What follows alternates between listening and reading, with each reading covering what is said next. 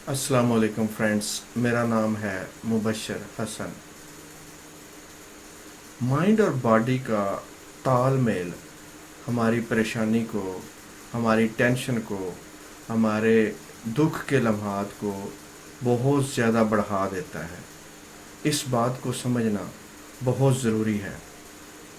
For example, किसी बंदे ने हमें हर्ट किया, किसी किसी इंसान ने हमें दुख दिया, तो होगा क्या कि माइंड उस इंसान की, उस वाक़े की, उस इंसिडेंट की पिक्चर माइंड दिखाता रहेगा, और बॉडी उसकी उसके हॉस्टाइल, उसके ख़िलाफ़ जो हमारे अंदर नेगेटिव फीलिंग्स हैं उनको पैदा करती रहेगी।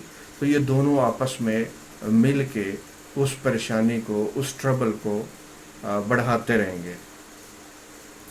अब माइंड और बॉडी का ये कनेक्शन, ये ताल्लुक़ बहुत गहरा होता है, और हम इसी वजह से सफ़र करते रहते हैं।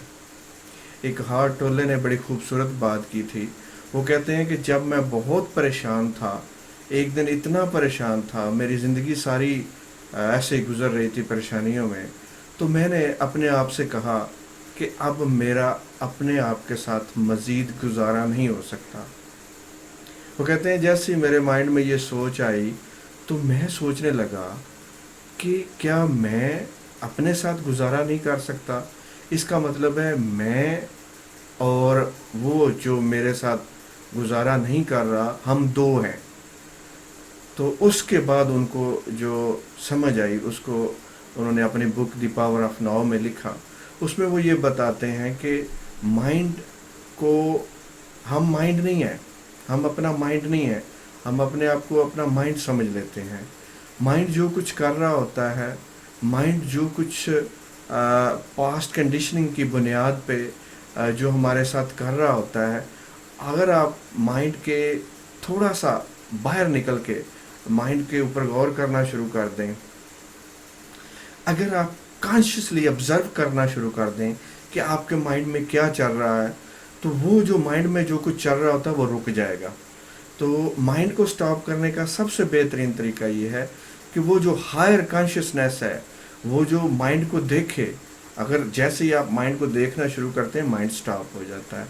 इसी तरीके से वो कहते हैं कि आपकी बॉडी के अंदर जो फीलिंग्स क्रिएट हो रही होती हैं, अगर आप उनको डिस्टेंस से एक ऑब्जर्वर के तौर पे उनको सिर्फ देखते जाएं, सिर्फ नोट करते जाएं कि वो, फॉर एग्ज़ाम्पल, आपको यहाँ पे बैड फील हो रहा है, माइंड दिमाग में बैड फील हो रहा है, जहाँ पे आपको बैड फील हो रहा है, आपने सिर्फ उस फीलिंग को ऑब्ज़र्व करते जाना है और उसको ओन करना है। हाँ, ये मेरी फीलिंग्स हैं, इस पर पैनिक नहीं होना।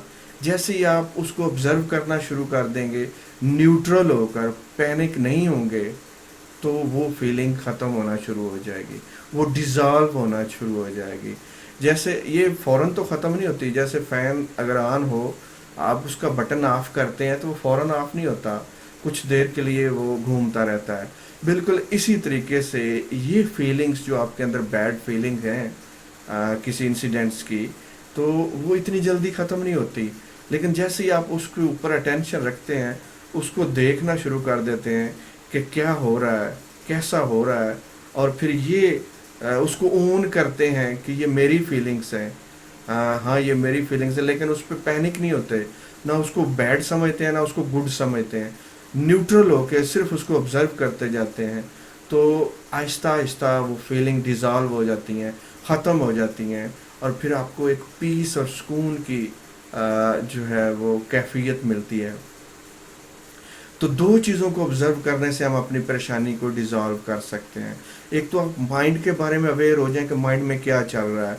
जैसे ही आप इसको देखना शुरू कर देंगे, जैसे इसको आप ऑब्ज़र्व करने लगेंगे, तो ये खुद ब खुद ही माइंड के अंदर जो कुछ वो चैटरिंग हो रही है वो स्टॉप हो जाएगी।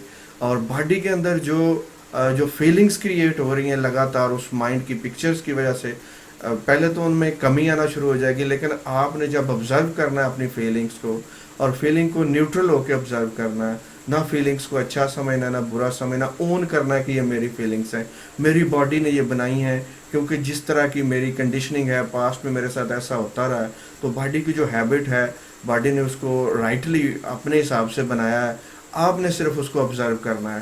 تو یہ دونوں مائنڈ اور باڈی کو آپ نے آبزرو کرنا ہے نیوٹرلی، تو یہ آپ کی ٹینشن ختم ہو سکتی ہے. ایک بڑی اہم چیز یہ ہے کہ ہماری پریشانی کی وجہ کوئی بھی سچویشن نہیں ہوتی. ہماری پریشانی کی وجہ مائنڈ میں چلنے والی تھاٹ ہوتی ہے.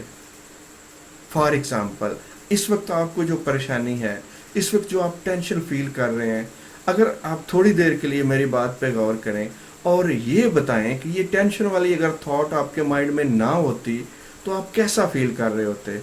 تو آپ مجھے بتائیں گے یہ ٹینشن والی یا پریشانی والی تھاٹ آپ کے مائنڈ میں نہ چل رہی ہوتی تو آپ کس طرح کا فیل کر رہے ہوتے.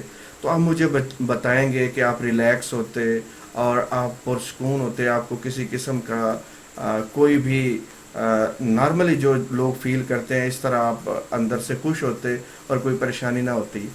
اب اگر میں کہوں کہ اس پریشانی والی تھاٹ کو لینے سے مائنڈ میں آپ کیا فیل کرتے ہیں، تو آپ کہیں گے کہ پریشانی والی تھاٹ جیسی میرے مائنڈ میں آتی ہے تو مجھے ٹینشن لگ جاتی ہے، سٹریس آ جاتا ہے، وہ ریلیکس ہونا، وہ پرسکون ہونا، خوش ہونا وہ ختم ہو جاتا ہے.